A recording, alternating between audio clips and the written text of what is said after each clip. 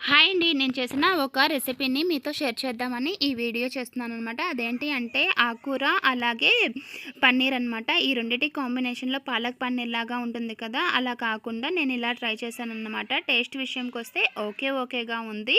ఒకసారి ట్రై చేయొచ్చు అనిపించింది. సో, దానికోసమని ఆనియన్, టొమాటో అలాగే ఆకుకూర ఇవన్నీ వేసేసి తిరగమాత పెట్టి కొంచెం సేపు బాయిల్ చేసుకోవాలనమాట. ఆకుకూర కాబట్టి తొందరగానే బాయిల్ అయిపోతుంది. సో, అది 75% అలాగా బాయిల్ అయిన తర్వాత మనం చిన్నగా ఇలాగ పన్నీర్ అనేది కట్ చేసి పెట్టుకోవాలి. ఇలా కట్ చేసిన పన్నీర్‌ని మనము ఆకుకూర వాటిల్లో వేసేసి ఇంకా బాగా మిక్స్ చేసుకోవాలి.